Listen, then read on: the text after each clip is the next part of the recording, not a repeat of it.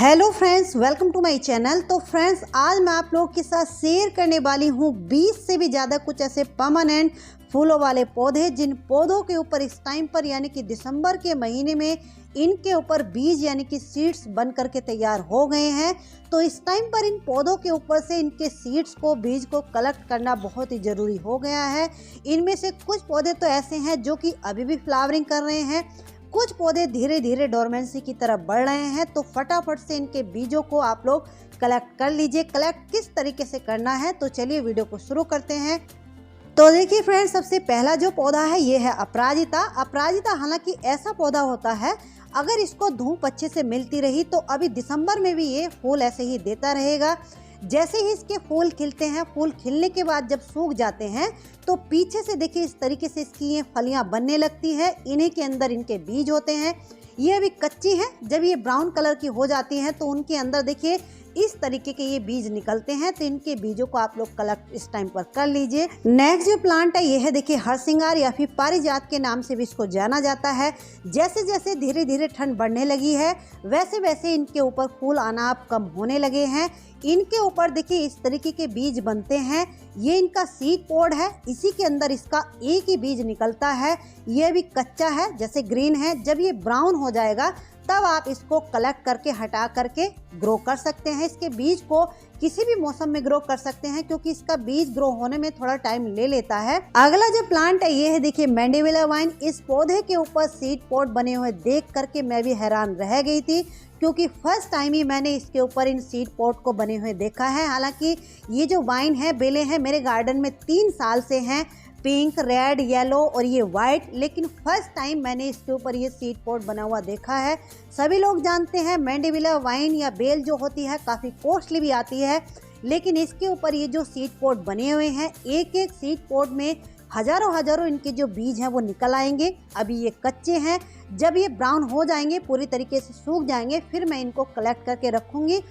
Next जो plant है ये भी देखिए एक बेल ही है। ये है क्लेमेटिस वाइन या फिर इसको रंजाई के नाम से भी जाना जाता है। इसके फूलों में से बहुत ही मीठी मीठी सी प्यारी प्यारी सी खुशबू भी आती है। इस बेल के ऊपर भी मैंने फर्स्ट टाइम ही इसके बीजों को बना हुआ देखा है, और इतने बीज बने हुए हैं आप लोग गिनती नहीं कर पाओगे। हजारों लाखों की संख्या में जितने फूल खिले थे उतने ही बीज बन गए हैं। आप लोग देख सकते हैं इस तरीके के इसके बीज होते हैं।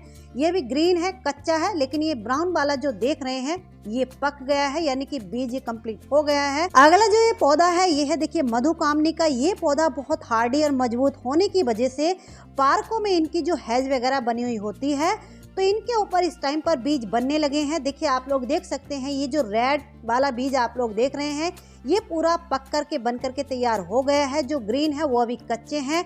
इस तरीके के इनके बीज होते हैं, और इनके अंदर देखिए जब आप इनको इस तरीके से खोलोगे तो इस तरीके से बीज निकलते हैं। अगला जो पौधा है ये है देखिए विनका, यानी कि सदाबहार का। हाइब्रिड हो या फिर इनकी नॉर्मल देसी वाली वैरायटी हो, इन सभी के ऊपर देखिए आप लोग देख सकते हैं जैसे इनका फूल खिलता है, फूल खिलने के पीछे से देखिए इनका सीड पॉट बनने लगता है। आप लोग देख सकते हैं इस तरीके का इनके ये बीज होते हैं। ये भी कच्चे हैं, ग्रीन है। जब ये पूरी तरीके से पक जाएंगे तो ये ब्राउन कलर के हो जाते हैं, फिर इनको आप लोग कलेक्ट करके रख सकते हैं। अगला जो प्लांट है ये है देखिए रात रानी या फिर नाइट क्वीन के नाम से भी इसको जाना जाता है, क्योंकि इसके फूल रात को खिलते हैं, सुबह होते ही नीचे गिर जाते हैं। इसके जो पौधे हैं पार्कों में आपको आसानी से मिल जाएंगे, क्योंकि ये बहुत हार्डी और मजबूत पौधे होते हैं।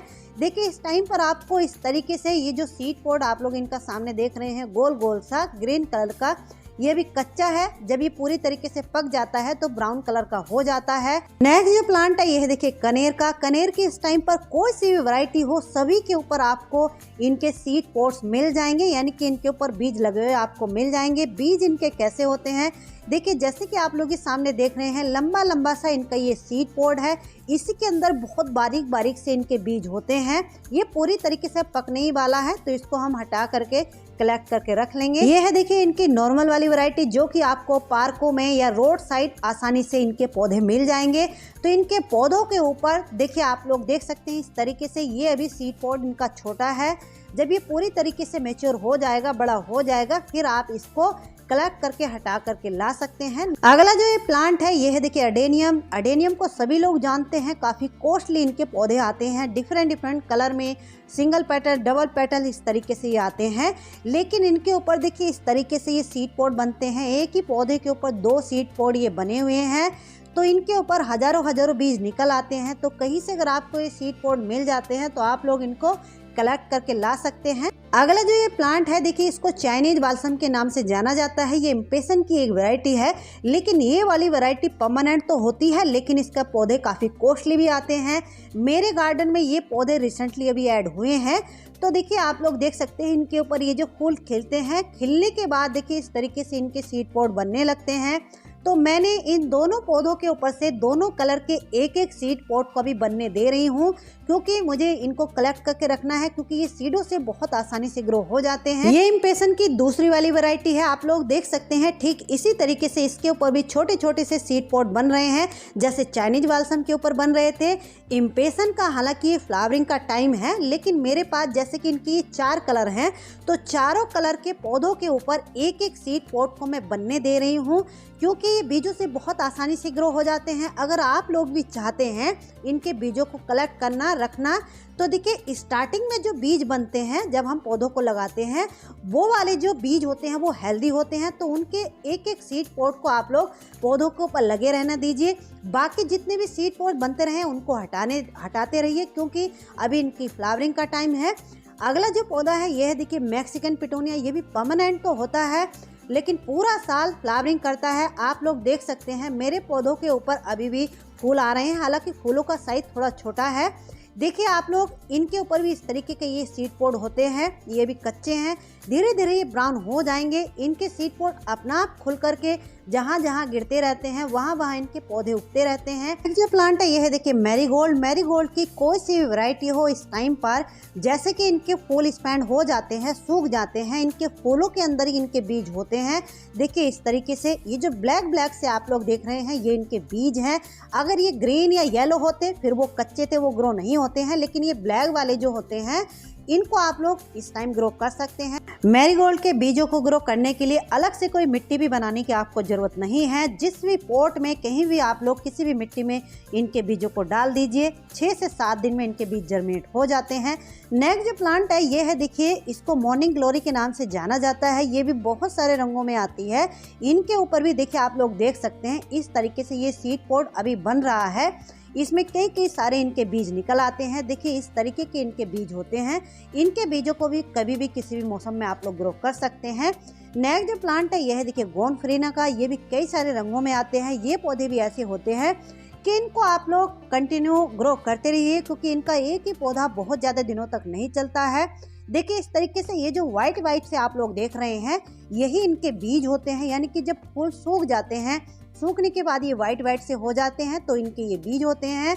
अगला जो पौधा है यह है देखिए लैंटाना का। इस टाइम पर अगर लैंटाना के पौधे आपके यहाँ हैं या कहीं से आपको ये दिख जाते हैं तो आप लोग ध्यान से देखिए, इनके ऊपर भी छोटे से सीड पॉड बने होते हैं और एक सीड पॉड में 3 4 बीज इनके निकल आते हैं।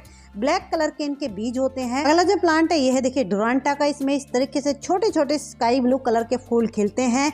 इन पौधों की पार्कों में या रोड साइड हेज वगैरह बनी हुई होती है, क्योंकि ये बहुत हार्ड या मजबूत होते हैं। इस टाइम पर आपको इनके ऊपर देखिए इस तरीके से ये जो आप लोग सामने देख रहे हैं गोल से येलो कलर के, यही इनके सीड पॉड होते हैं। इनके ऊपर अंदर इनके 2 बीज निकल आते हैं। अगला जो पौधा है यह है देखिए बेबी सनरोज का। ये भी समर लविंग पौधा है। धीरे धीरे जैसे ठंड बढ़ रही है तो ये जो पौधा है थोड़ा लैगी सा खराब होने लगा है, लेकिन इनके फूल सूखने के बाद इस टाइम पर देखिए आपको इस तरीके से इसके जैसे कि पिटूनिया के सीड पॉड होते हैं, ठीक इसी तरीके का इनका ये सीड पॉड होता है और एक सीड पॉड में कई सारे बीज निकल आते हैं। आप लोग देख सकते हैं। देखिए इस तरीके से ब्लैक कलर के छोटे से इनके बीज होते हैं, तो इनको आप लोग बीजों से ग्रो कर सकते हैं। तो ये तो थे कुछ फूलों वाले पौधे। अब मैं आपको कुछ ऐसे पौधे भी बता देती हूँ जिनके ऊपर इस टाइम पर आपको बीज मिल जाएंगे। जैसे कि सामने आप लोग एक करी पत्ते का पौधा देख रहे हैं। इसके ऊपर जैसे नीम का फल होता है, इसी तरीके से गोल से बीज बनते हैं, सीड पॉड बनते हैं और बीजों से इतनी आसानी से ग्रो हो जाते हैं। अगर आपके पास ये पौधे नहीं हैं कहीं से इनके बीज आपको मिल जाते हैं, तो इस टाइम पर भी ला करके आप लोग इनको ग्रो कर लोगे तब भी ग्रो हो जाएंगे। अगला जो पौधा है यह है देखिए एस्पैरगस फर्न का। फर्न में जितनी वैरायटी आती है उन सब में तो सीड पॉड नहीं बनते हैं, लेकिन इसकी ये वाली जो वैरायटी होती है इसके ऊपर गोल गोल से सीड पॉड बन जाते हैं। तो इस टाइम ही आपको सीड पॉड इनके मिलेंगे, तो कहीं से अगर आपको मिल जाते हैं तो उनको कलेक्ट करके ला सकते हैं। नेक्स्ट जो प्लांट है यह है देखिए थूजा का या फिर मोरपंखी का या फिर विद्या के नाम से भी इसको जाना जाता है। सभी लोग जानते हैं इनके जो पौधे होते हैं पार्कों में लगे हुए होते हैं, और देखिए इस तरीके के इनके ऊपर ये बीज लगे हुए होते हैं, इस टाइम पर बने हुए होंगे। तो आप लोग अगर इनको ग्रो करना चाहते हैं, आपके पास ये पौधे नहीं हैं, तो इनके बीजों को ला करके पार्कों में से इस टाइम भी मिट्टी में दबा दीजिए, क्योंकि इनके जो बीज होते हैं ग्रो होने में काफ़ी टाइम ले लेते हैं, काफ़ी हार्डी ये बीज होते हैं। जैसे इस टाइम पर आप लोग इनको मिट्टी में दाब दोगे, फरवरी के मिड तक या एंड तक ये जो बीज है जर्मिनेट होना शुरू कर देंगे। अगला जो पौधा है इसको हम कैसे भूल सकते हैं, ये है देखिए तुलसी जी का। कुछ लोगों की शिकायत रहती है कि तुलसी जी के जो पौधे होते हैं वो विंटर में हमारे सूख जाते हैं, तो इस टाइम पर इनके ऊपर ये जो बीज बने हुए हैं इनके बीजों को इकट्ठा करके रख लीजिए। जैसे ही स्प्रिंग सीजन आएगा यानी कि फरवरी के महीने में आप लोग इनके बीजों को ग्रो कर लीजिए। ये जितने भी पौधे आज मैंने आप लोगों के साथ शेयर किए हैं सभी पौधे परमानेंट हैं। इस वीडियो को शेयर करने का जो मेरा मकसद था वो यही था, जिन लोगों के पास ये पौधे नहीं हैं या फिर जो लोग सभी तरह के सभी पौधों को खरीद पाते हैं, क्योंकि ज़रूरी नहीं है कि सभी लोग सभी तरह के पौधों को खरीद पाएँ, तो आप लोग इस बात को इस टाइम पर नोटिस कीजिए। कहीं से आपको ये पौधे दिख जाते हैं अपने आसपास, या फिर ज़्यादातर इनमें से जो पौधे मैंने शेयर किए हैं कहीं पार्कों में या रोड साइड ये पौधे आपको मिल जाएंगे, तो वहाँ से इनके बीजों को ला करके आप लोग ग्रो कर सकते हैं। और इन सभी पौधों के बीजों को ज़्यादातर आप लोग स्प्रिंग सीजन में यानी कि फरवरी के महीने में ग्रो कीजिए, तो आपको अच्छा रिजल्ट मिलेगा। तो चलिए फ्रेंड्स, कैसी लगी आज की ये जानकारी? अच्छी लगी तो प्लीज़ वीडियो को लाइक ज़रूर कर दीजिए। चैनल पर पहली बार आए हैं तो चैनल को सब्सक्राइब कर लीजिए। मिलते हैं किसी नेक्स्ट वीडियो में नेक्स्ट टॉपिक के साथ, तब तक के लिए बाय, हैप्पी गार्डनिंग।